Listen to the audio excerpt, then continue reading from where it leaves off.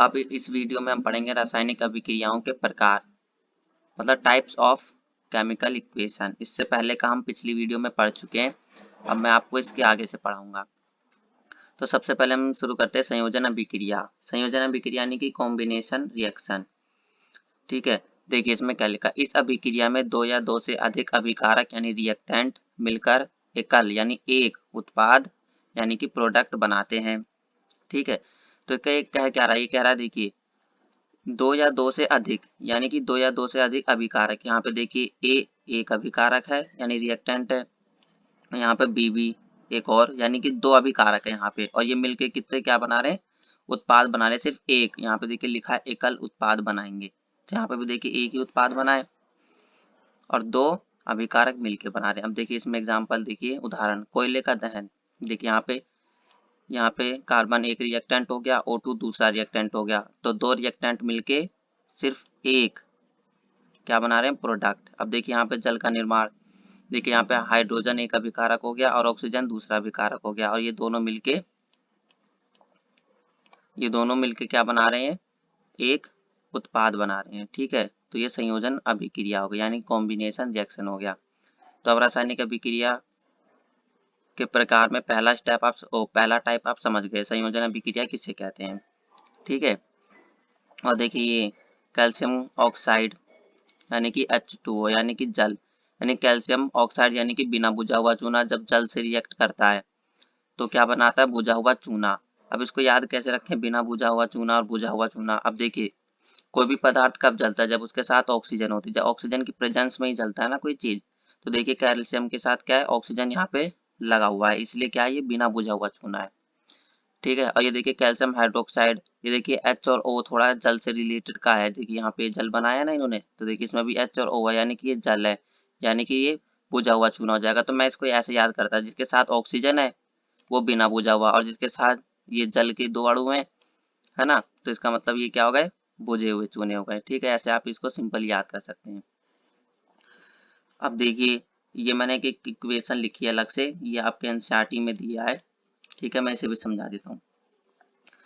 देखिए ये जो कैल्शियम हाइड्रोक्साइड यानी कि बुझा हुआ चूना है, ये क्या करता है, कार्बन डाइऑक्साइड के साथ रिएक्ट करके कैल्शियम कार्बोनेट बनाता है ना।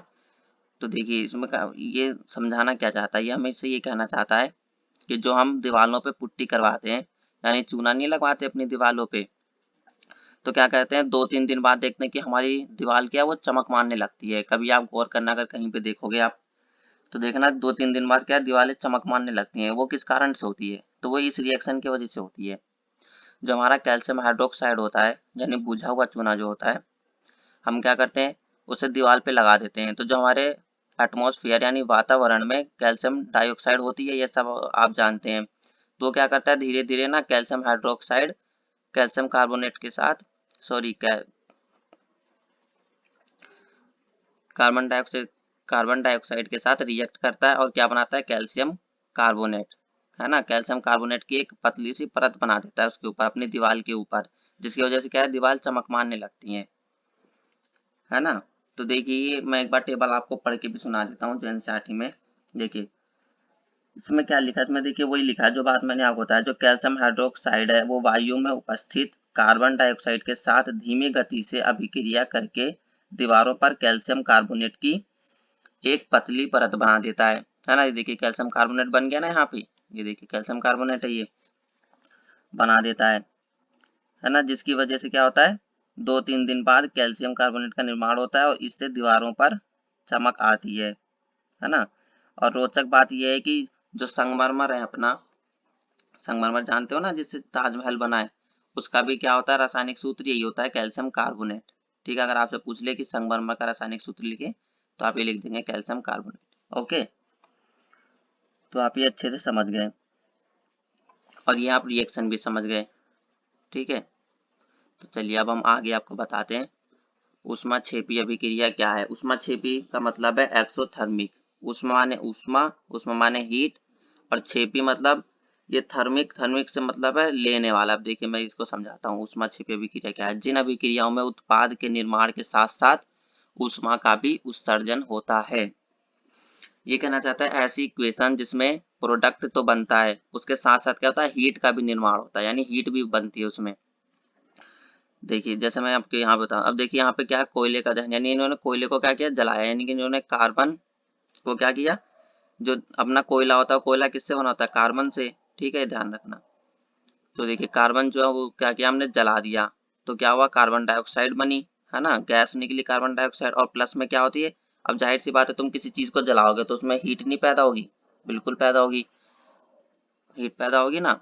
तो इसलिए देखिए संयोजन अभिक्रिया को क्या कहते हैं, ऊष्माक्षेपी अभिक्रिया भी कह देते हैं, क्योंकि उसमें क्या होता है, उस रिएक्शन में क्या होता है, हीट भी जब पैदा होगी तो संयोजन अभिक्रिया को हम क्या कहते हैं, ऊष्माक्षेपी अभिक्रिया भी कहते हैं। तो देखिए यहाँ पे क्या हो रहा है, इसमें क्या होता है, संयोजन अभिक्रिया भी हो रही है और ऊष्माक्षेपी अभिक्रिया भी हो रही है, ठीक है। अब देखिए इसके एग्जाम्पल देखते हैं ऊष्माक्षेपी अभिक्रिया के। देखिए प्राकृतिक गैस का दहन, तो देखिए इसको प्राकृतिक गैस कहते हैं और साइंस की भाषा में मीथेन कहते हैं इसे, प्लस ऑक्सीजन की उपस्थिति में चलेगा, इसलिए O2 यानी गैस वातावरण से ली है, ठीक है। तो इससे क्या कार्बन डाइऑक्साइड बनी और देखिए एक जल बना और प्लस में देखिए ऊष्मा निकली, ठीक है। तो आप ये ध्यान रखिए, है ना, ये ध्यान रखने वाली बात है कि सभी क्रियाओं को क्या कहते हैं, ऊष्माक्षेपी अभिक्रिया नहीं कह सकते हैं, ठीक है। जहाँ पे ऊष्मा का निर्माण होगा वहीं पे ऊष्माक्षेपी अभिक्रिया आएगी, और संयोजन अभिक्रिया तभी होगी जब दो या दो से अधिक अभिकारक मिलकर एकल उत्पाद बनाएंगे। तो देखिए यहाँ पे देखिए दो उत्पाद बन रहे हैं, तो ये संयोजन अभिक्रिया नहीं है, ठीक है, लेकिन ये ऊष्माक्षेपी अभिक्रिया है। लेकिन यहाँ पे देखिए, यहाँ पे ये संयोजन अभिक्रिया भी है और ऊष्माक्षेपी अभिक्रिया भी है, तो ये ध्यान रखिएगा। अब देखिए श्वसन एक ऊष्माक्षेपी अभिक्रिया है, ये भी देखिए किस प्रकार, ये देखिए ग्लूकोज का सूत्र है, ये भी ध्यान रखना, इसे याद कर लीजिए करना हो तो, ठीक है। ये पेपर में भी पूछ लेते हैं ये दोनों, तो आप ध्यान रखिए, एग्जाम्पल तो सभी का अगर आपसे सीधा पूछ ले ऊष्माक्षेपी अभिक्रिया तो आप उसके बारे में लिख दोगे ये डेफिनेशन, और उसका एग्जाम्पल भी देना पड़ेगा आपको। एग्जाम्पल तो बहुत जरूरी है, एग्जाम्पल आपको लिखना ही पड़ेगा, भले उन्होंने बोला हो या ना बोला हो, एग्जाम्पल आप लिखोगे तो उसके आपको एक्स्ट्रा मार्क्स मिलते हैं। तो देखिए इन्होंने ग्लूकोज को क्या किया, ग्लूकोज हमारे शरीर में होता है, फिर हमने बाहर से क्या किया, श्वसन से क्या किया, ऑक्सीजन को ग्रहण किया, ठीक है। तो इन दोनों ने आपस में रिएक्ट करके क्या बनाया, कार्बन डाइऑक्साइड बनाई और जल बनाया और ऊष्मा यानी कि ऊर्जा बनाई, ठीक है। चलिए, तो ये भी आप हो गए। अब देखिए वियोजन अभिक्रिया, वियोजन अभिक्रिया यानी कि डिकम्पोजिशन रिएक्शन। देखिए इसमें क्या है, इस अभिक्रिया में एकल अभिकारक यानी रिएक्टेंट टूटकर दो या दो से अधिक उत्पाद यानी प्रोडक्ट बनाते हैं। अब देखिए क्या क्या रहा है, ये देखिए हमारे पास क्या है, एक उत्पाद है, उत्पाद नहीं, एक अभिकारक है ना, ये एक अभिकारक है। तो ये टूट के क्या हुआ, बी और सी, इसने दो प्रोडक्ट दिए, हमें दो उत्पाद दिए, ठीक है। तो इसी को क्या कहते हैं, वियोजन अभिक्रिया कहते हैं, है ना। जैसे एक अभिकारक आप कुछ भी ले लो, जैसे मान लीजिए मैंने ईंट ले ली, मैंने इसको क्या किया, एक दो तीन भागों में डिवाइड कर दिया, है ना, ये देखिए तीन भागों में आ गई है ये हमारे पास, है ना। तो इसी को क्या कहते हैं, हम वियोजन अभिक्रिया कहते हैं, यानी एक किसी एक को तोड़कर उसको ज्यादा टुकड़ों में कर देना, ठीक है। यही देखिए इसमें लिखा है, इस अभिक्रिया में एकल अभिकारक टूटकर दो या उससे अधिक उत्पाद बनाते हैं, ठीक है। अब देखिए उसमें वियोजन क्या है, उसमें वियोजन यानी कि थर्मोलाइसिस, ठीक है। देखिए उसमें वियोजन यानी कि ऊष्मा द्वारा किया गया वियोजन, जिसमें हम क्या करते हैं, हीट देते हैं और वियोजन करते हैं, तो उसको ऊष्मीय वियोजन कहते हैं। जैसे इसके एग्जाम्पल देखिए नीचे दिया हुआ है, ये देखिए इसमें क्या है, फेरस सल्फेट, ठीक है। फेरस सल्फेट का रंग क्या होता है, हरा, ये ध्यान रखिएगा आप। तो हमने क्या किया, फेरस सल्फेट को क्या किया, बर्नर पर रखा और ऊष्मा दी यानी कि हीट दी, तो क्या होगा, फेरस ऑक्साइड बन गया। तो जो इसका हरा रंग था वो क्या हुआ, बदल गया, वो बदल के कैसा हो गया, भूरे लाल रंग का हो गया, फेरस ऑक्साइड यानी भूरा लाल रंग बन गया, ठीक है। ये ध्यान रखना, रंग भी आपको सीधा सीधा कभी कभी पूछ लेता है ना, सीधा रंग पूछ लेता है कि फेरस सल्फेट का रंग बताओ, फेरस ऑक्साइड का रंग बताओ, ठीक है। और देखिए सल्फर डाइऑक्साइड बना और सल्फर ट्राइऑक्साइड बना, ठीक है। और उसमें से एक अलग ही तरह की महक आती है जब ये रिएक्शन हम करते हैं कि फेरस सल्फेट को क्या करते हैं, हीट देते हैं, तो ये क्या होता है, जो ये फेरस ऑक्साइड बनता है उसका रंग कैसा है, भूरा लाल रंग था और एक अलग ही तरह की महक आती है, ठीक है। और ये देखिए, अब ये देखिए कैल्शियम कार्बोनेट, इसमें भी एक कैल्शियम कार्बोनेट, है ना। कैल्शियम कार्बन क्या किया हमने, हीट दिया और कैल्शियम कैल्शियम ऑक्साइड बना जिसे हम क्या कहते हैं बिना बुझा चूना, और कार्बन डाइऑक्साइड बनी। तो ये आप ध्यान रखिए, ठीक है। इसे कैल्शियम कार्बोनेट को क्या बोलते हैं, चूना पत्थर यानी लाइम स्टोन। अब देखिए ये भी इम्पोर्टेंट है। देखिए क्या किया, लेड नाइट्रेट को उष्मा दी हमने, हीट दिया तो लेड ऑक्साइड बना, है ना, लेड ऑक्साइड बना और नाइट्रोजन डाइऑक्साइड का निर्माण हुआ। अब ये जो आपका नाइट्रोजन और डाइऑक्साइड है, इसका कैसा रंग होता है, ये गैस के, देखिए गैस में जी लिखा है यानी कि गैस में आ रहा है, यानी गैस बन के निकल रहा है, तो इसका रंग कैसा होता है, भूरे रंग का होता है ये, भूरा भूरा यानी चॉकलेटी टाइप का, जैसे आपका टेबल वगैरह नहीं होती, टेबल लकड़ी होती है जिस रंग की, उस रंग का इसका रंग ऐसा होता है। नाइट्रोजन डाइऑक्साइड का रंग कैसा होता है, भूरा रंग होता है, ठीक है, ये ध्यान रखना। तो आप ये भी समझ गए। अब देखिए, अब विद्युत वियोजन क्या है, ये विद्युत वियोजन यानी कि इलेक्ट्रोलाइसिस। अब देखिए विद्युत धारा प्रवाहित कर होने वाला वियोजन, यानी कि जिसमें हम करंट इलेक्ट्रिसिटी प्रवाहित करते हैं, है ना, जिसमें हम क्या करते हैं, करंट देते हैं और वियोजन करते हैं, करंट द्वारा किया गया वियोजन क्या कहलाता है, विद्युत वियोजन कहलाता है, ठीक है, इलेक्ट्रोलाइसिस। अब देखिए इसका ये देखिए आपको एक ये भी दी हुई है, इसको भी मैं समझा देता हूँ आपको। देखिए इन्होंने क्या किया, एक मग लिया, इसमें दो ये छेद किए और इसमें क्या किया, ये ग्रेफाइट की रोड लगा दी, ये देखिए ग्रेफाइट रोड लगा दी, और ये क्या लिया है, परखनली यानी ट्यूब लिया और उसको इसके ऊपर क्या किया है, उल्टा करके रख दिया है ना। और इन्होंने जल में क्या किया, थोड़ा सा सल्फ्यूरिक एसिड यानी सल्फ्यूरिक अम्ल डाला है, थोड़े से 2-3 बूंदे सल्फ्यूरिक अम्ल की इसमें डाल दिए इन्होंने, है ना, 2-3 बूंदे क्या किया, सल्फ्यूरिक एसिड की डाल दी है। तो फिर इन्होंने क्या किया, करंट प्रवाहित किया, तो इन्होंने फिर देखा हमने कि क्या हुआ, ये ऑक्सीजन इस परख नली में आके इकट्ठी हो गई और इस वाली परख नली यानी ट्यूब में हाइड्रोजन इकट्ठी हो गई। तो फिर हमने क्या किया, अब हमने पता किया कि किसमें ऑक्सीजन है किसमें हाइड्रोजन है, क्योंकि हमने क्या किया, जल में क्या किया, विद्युत धारा प्रवाहित किया, तो हमारे पास हाइड्रोजन और ऑक्सीजन ही आएगा। तो अब हमने पता कैसे किया, तो हमने क्या किया, आप जानते हो कि ऑक्सीजन क्या करता है, आग को जलाने में मदद करता है। तो हमने क्या किया, इस परख नली को उठाया और उसका क्या किया, मोमबत्ती इसके पास लेके गए, ठीक है। तो उसने देखा तो उसमें मोमबत्ती तो जल रही है, और जैसे ही हम इस दूसरी वाली परख नली यानी ट्यूब के पास क्या करें, वो मोमबत्ती लेके आए, तो क्या हुआ, हमारी मोमबत्ती बुझ गई क्योंकि उसमें हाइड्रोजन गैस थी, तो उसने इसको बुझा दिया। तो देखिए ये देखिए एनोड, एनोड किसे कहते हैं हम, पॉजिटिव को, ठीक है, और कैथोड को क्या कहते हैं, नेगेटिव। तो एनोड पर क्या है, हमारी ऑक्सीजन जाके इकट्ठी हुई है, और कैथोड पर क्या हुई है, हमारी हाइड्रोजन जाके इकट्ठी हुई है, ठीक है। तो ये हो गया।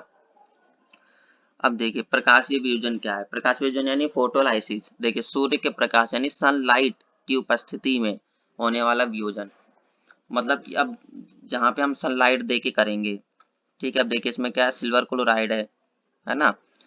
इन्होंने क्या किया, सनलाइट यानी सूर्य का प्रकाश, ये देखिए एरो के ऊपर लिखा है, ये मैंने ऊपर ही आपको बता दिया था कि एरो के ऊपर हम लिखते हैं जो भी अपनी तरफ से करते हैं या कोई भी रिएक्शन होती है किसी के द्वारा, वो उसके एरो के ऊपर लिखते हैं या नीचे लिखते हैं। तो इन्होंने सूर्य का प्रकाश दिया तो सिल्वर और क्लोराइड दो अलग अलग हो गए, ऐसी ये क्या सिल्वर ब्रोमीन है, इसको क्या क्या सूर्य का प्रकाश दिया तो सिल्वर और ब्रोमीन बन गए। अब देखिए सिल्वर क्लोराइड का रंग कैसा होता है, सफेद होता है, ठीक है, सिल्वर क्लोराइड का रंग सफेद यानी व्हाइट होता है।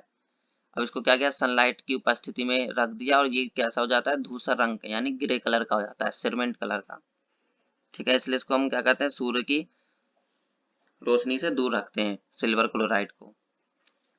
और इस अभिक्रिया का उपयोग क्या होता है, सामश्वेत फोटोग्राफी यानी ब्लैक एंड व्हाइट फोटोग्राफी, है ना। सामश्वेत photography, black and white photography तो जानते हो आप, जो पहले रील आती थी ब्लैक एंड व्हाइट वाली, वही वही वाली फोटोग्राफी।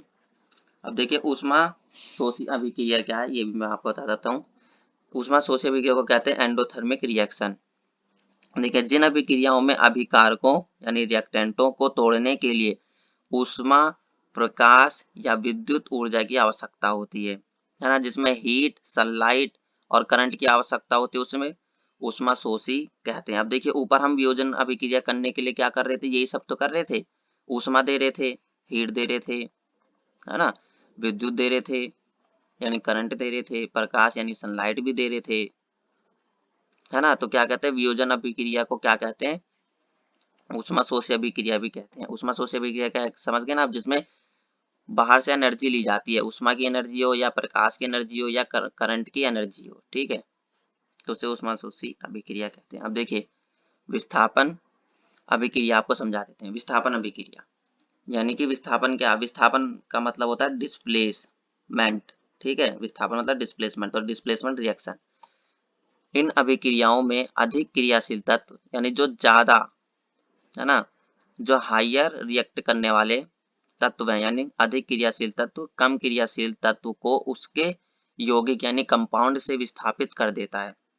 अब देखिए यहाँ पे समझिए, जैसे क्या ये आयरन है, ये आयरन क्या कॉपर से ज्यादा रिएक्ट करने वाला तत्व होता है ना। तत्व तो आप जानते हैं, मेटल नॉन मेटल जितने भी हैं सारे सबको तत्व कहते हैं, ठीक है। जो आयरन है और जो ये कॉपर है, तो आयरन कॉपर से ज्यादा रिएक्ट करने वाला यानी अधिक क्रियाशील है आयरन, ठीक है। तो ये क्या करता है, ये कॉपर से ज्यादा अधिक क्रियाशील है, इसलिए क्या करता है, कॉपर को हटा के खुद सल्फेट के साथ जुड़ जाता है, ये इसको यहाँ पे आके जुड़ जाता है और इसको भगा देता है ना। तो देखिए यहाँ पे देखिए फेरस सल्फेट बना और ये कॉपर रह गया, है ना।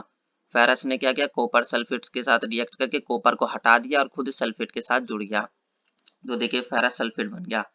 अब देखिए ये जो फेरस सल्फेट होता है, मैंने आपको ऊपर ही बताया था कि इसका रंग कैसा होता है, बताओ बताओ कैसा होता है, हरे रंग का होता है ना।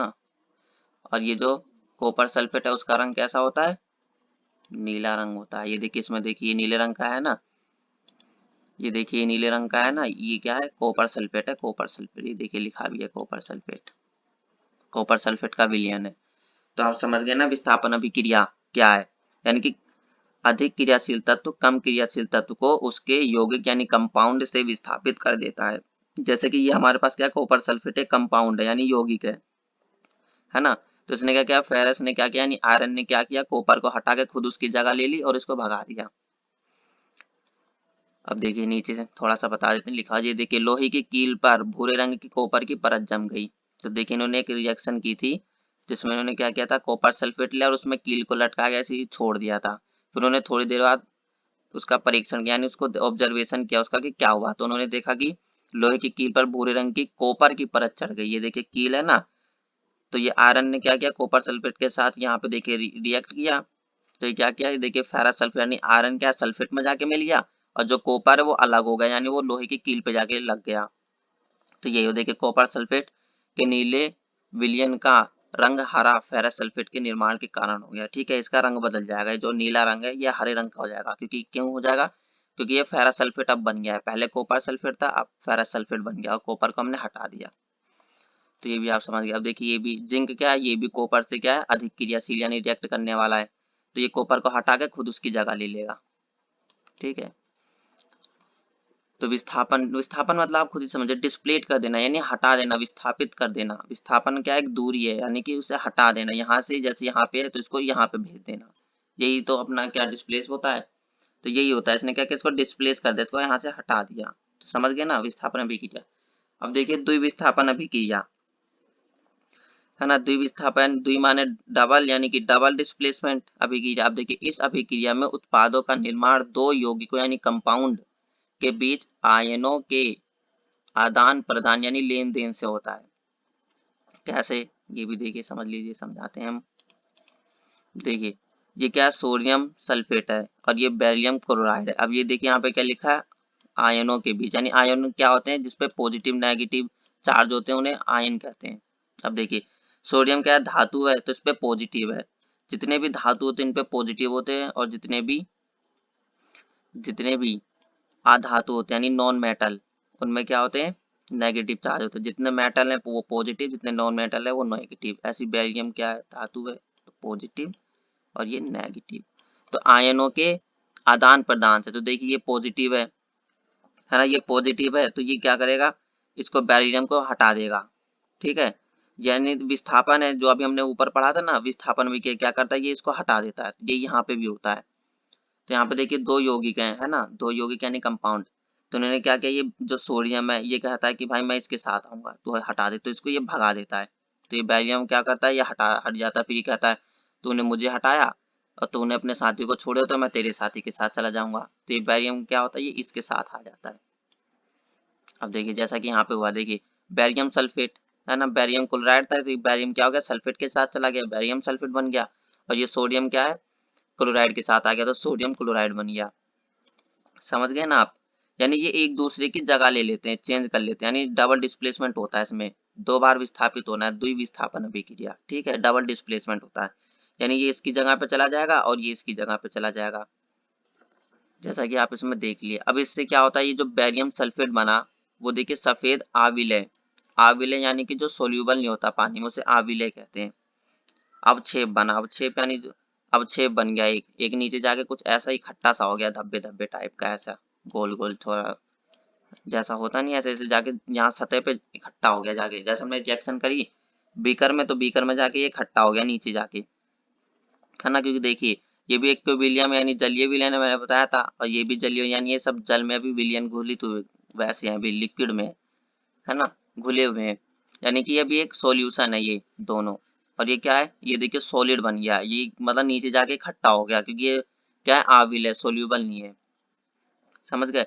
तो ऐसे में क्या कहते हैं, तो बैरियम सल्फेट के सफेद आविल है। अब ये देखिए बैरियम सल्फेट का कभी रंग भी पूछ लेता है, ये सफेद रंग का है, का आविलय अवक्षेप का निर्माण होता है, इसलिए इस अभिक्रिया को क्या कहते हैं, अवक्षेपण अभिक्रिया। अवक्षेपण अभिक्रिया यानी कि प्रेसिपिटेशन रिएक्शन, ठीक है। अवक्षेपण अभिक्रिया तो क्या कहते हैं, द्विविस्थापन को कभी कभी क्या कहते हैं, अवक्षेपण अभिक्रिया भी कह देते हैं। क्यों कह देते हैं, अगर आपसे पूछ दे कि क्यों कहते हैं, तो आप बता दोगे क्योंकि इस रिएक्शन में क्या होता है, क्या होता है कि कभी कभी आविलय अवक्षेपण बनते हैं, आविलय अवक्षेप बन जाते हैं, है ना, जो कि पानी में घुलते नहीं है, इस वजह से अवक्षेपण अभिक्रिया कहते हैं, ठीक है, सीधा लिख देंगे आप। अब देखिए यहाँ पे, देखिए पोटेशियम आयोडाइड और ये क्या है, पोटेशियम नाइट्रेट, इन दोनों ने रिएक्ट किया, तो ये देखिए क्या करेंगे, द्विविस्थापित करके ये इसकी जगह ले लेगा और ये क्या करेगा, ये इसकी जगह ले लेगा, है ना, एक दूसरे को विस्थापित कर देंगे। तो देखिए क्या हो गया, लेड आयोडाइड बन गया, पीबी को क्या कहते हैं, लेड, और पोटेशियम, के को पोटेशियम कहते हैं, पोटेशियम नाइट्रेट बन गया, ये एक दूसरे की जगह पे आ गए। लेकिन ये जो लेड आयोडाइड है क्या है, ये देखिए येलो अवक्षेप बन गया, येलो यानी पीले रंग का एक अवक्षेप बन जाता है, यहाँ पे लिखा हुआ है पीले रंग का अवक्षेप बन गया। ये भी क्या है, पानी में सोल्यूबल नहीं है, तो इस वजह से ये भी क्या गया, अवक्षेपण अभिक्रिया। इसलिए देखिए द्विविस्थापन क्या होता है, अवक्षेपण अभिक्रिया भी होती है, ध्यान रखना आपको, और क्यों होती है भी मैंने आपको बता दिया। ऐसे ही अब देखिए पोटेशियम ब्रोमाइड और ये बैरियम आयोडाइड भी रिएक्ट करेंगे और आपस में एक दूसरे की ये जगह ले लेंगे, यानी द्विविस्थापन करेंगे, है ना, और अवक्षेपण भी बनेगा। अब देखिए उपचयन एवं अपचयन यानी ऑक्सीडेशन एंड रिडक्शन रिएक्शन। चलो तो अब उपचयन एवं अपचयन अब आपको अगली वीडियो में पढ़ाएंगे, और ये जो दो टॉपिक और रह गए ये भी पढ़ाएंगे, और जो इसमें से जो इम्पोर्टेंट क्वेश्चन है वो भी, जो क्या कहते हैं सीधा, कभी कभी सीधा पेपर में दे देते हैं, वही डिट्टो क्वेश्चन, तो वो भी हम आपको अगली वीडियो में बताएंगे। तो थैंक यू।